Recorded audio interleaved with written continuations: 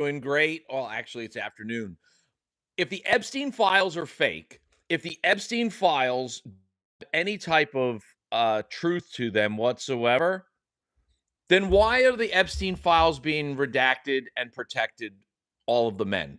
I just like to know because the Epstein files have been considered a hoax by so many individuals within the White House, but yet they're redactions, pages and pages and pages. And the one guy who's referenced more than Jesus is in the Bible is claiming that it's a hoax or that it isn't real, that it's not, truthworthy, and this was all a Democratic hoax. But yet all of those names within the files have been redacted. And while we've watched this Department of Justice claim that there is no validity or truth to the fact that these files have wrongdoings or perpetrators within the files, we have watched redactions and shutdown of the files in the United States. Yet other countries are now sparking investigations on a mass scale because right now you've got United Kingdom, Poland, Switzerland, Germany. All of these countries are starting to open up investigations to find out exactly how deep or how far Epstein's reach had into their political arena. Because the reality is, Epstein was not just a trafficker, he was a blackmailer.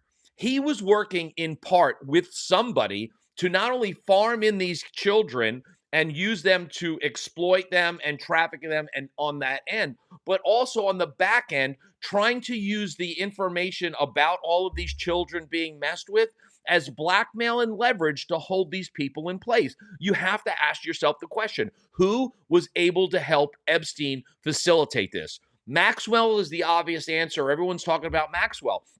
But where was Maxwell going to farm out these children? Well, let's think about it for a second. Who on this planet was an owner of casinos, multiple, like two, if I'm not mistaken, maybe three, hotels, apartment complexes, and big skyscrapers, pageants, beauty pageants, talent shows, modeling agencies, Teen USA, Miss USA, USA America, all of these beauty contests, all of these places where you would find underage girls competing, operating, dying to be stars. This is where they'd be. And who owned all of them in the 90s? Yes, that's right. The Tangerine Twat Waffle and the Oval Circus. Now, the Tangerine Twat Waffle in the Oval Circus was also friends with Maxwell long before she knew Epstein. In fact, the reality is that Epstein came into the show after Maxwell and Trump had been friends for a while. To connect this even further, Epstein is alleged to have been with Melania before he handed her down to Trump, which is funny into itself, but we won't argue about it, considering the fact that Epstein was seen going to the wedding of Melania and Trump. That's so nice. Trump had his wife's ex-boyfriend come to his wedding. That's amazing. But we won't talk about that really quick because the truth of the matter is this. As I said just before I started this, if the Epstein files were fake and a hoax, why are all the men redacted in them? And if the Epstein files are fake, why are political parties across the world investigating this? You had the King of England strip his brother of his lordship, his property, his wealth, his name, everything, and busted him down to a commoner living on his house or his property off to the side out of spotlight, all because of the files and the things that have been released. But yet this country is hard deep on saying that there's nothing to see, there's no one involved, there was no criminal activity, but yet they've redacted the faces of victims. Who are the perpetrators if there are nobody to charge in all of these files? Because to think that Epstein took and did all of this with all of these girls, thousands of girls over 20 years, all by himself, who is he trafficking all of this to? And here's the thing that nobody wants to talk about. If Epstein did this all by himself, then why don't we see the bank statements, the wire transfers? Where was all of his money coming from if he wasn't trafficking? If he wasn't doing illegal things, where was all of his money coming from? And if he was a upstanding businessman, then why not unredact the wire transfers, the money transfers, all of the information showing all of the people that he worked with, because we know he worked with people. So if all of the people he worked with were legitimate business actions, the whole bit, why redact all of them? Why hide them? Why?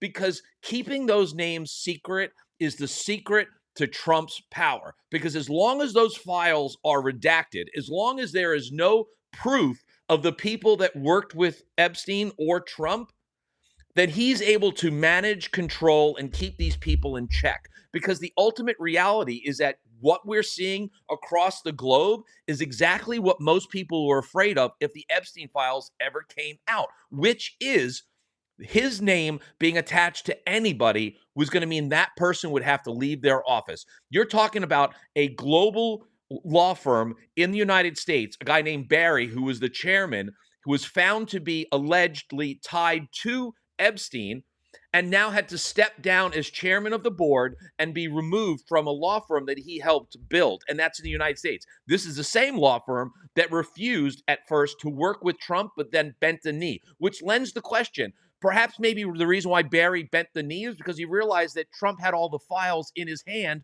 and he could release that and cause damage. But here's the thing that no one wants to talk about.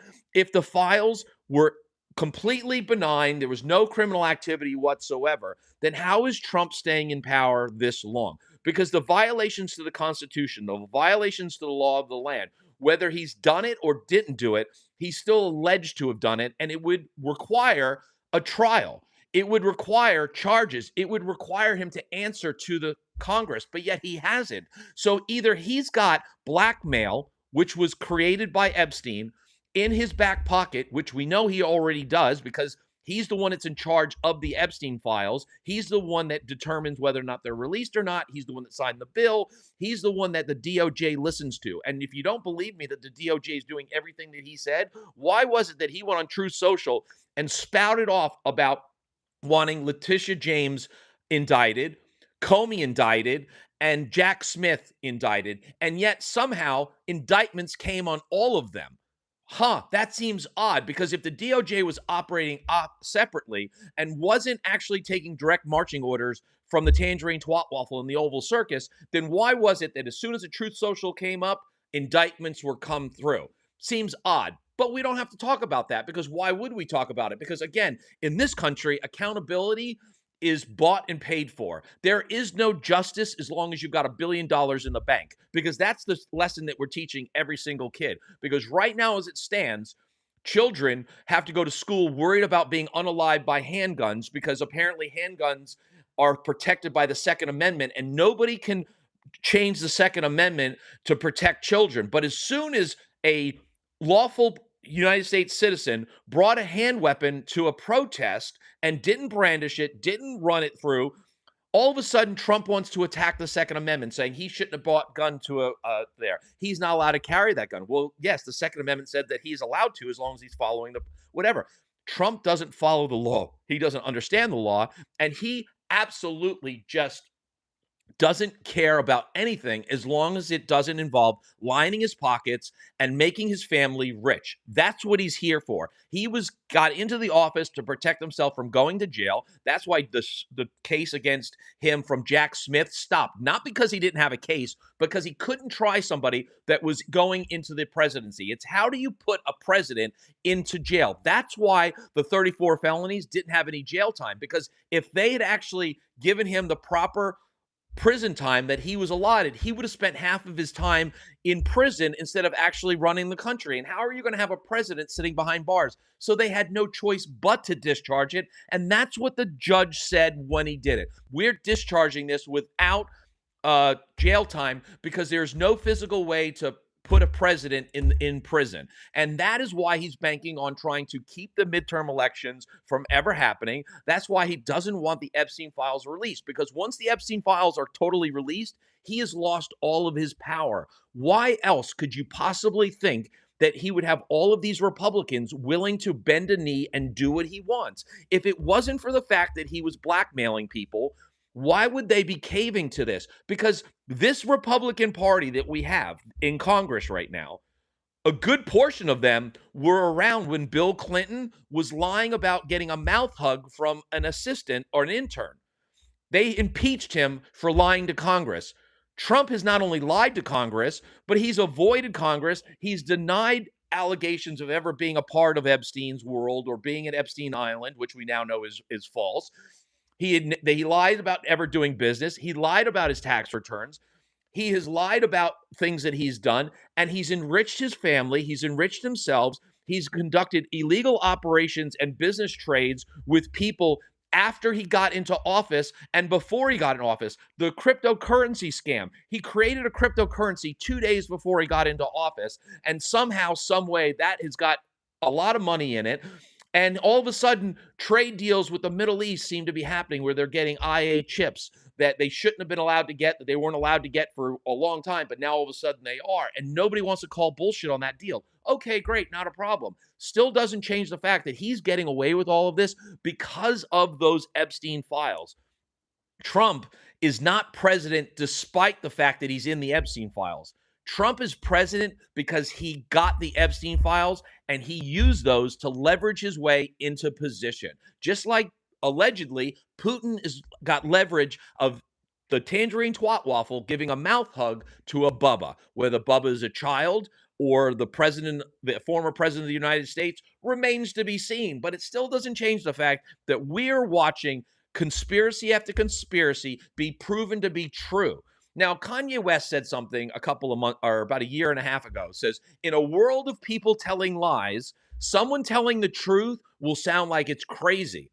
Candace Owen was talking about the fact that, Charlie Kirk was unalived and that there was more about it all today. Now we find out that Charlie Kirk removed Erica Kirk from the will.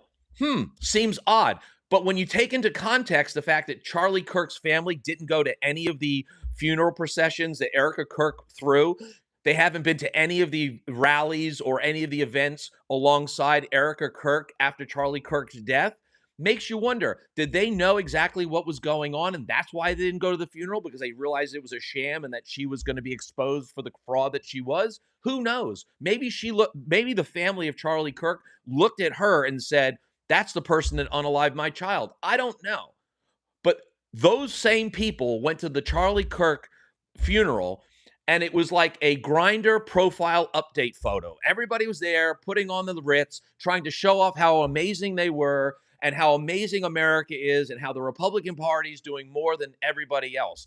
And the reality is that these are all the same people that are protecting the Epstein files from being released. The reality is that you are watching in real time corruption on national scale. The reality that the United States justice system doesn't see any reason to bring charges against anybody in those files or even allow those files to be brought to light and let those names be seen proves that they are a co-conspirator. Because the fact that the deputy director of the DOJ, who Blanche, that used to be Trump's attorney, went out and says, going to an Epstein party doesn't mean that you're a criminal, or exactly his words were, just because you party with Epstein doesn't mean that you're a criminal.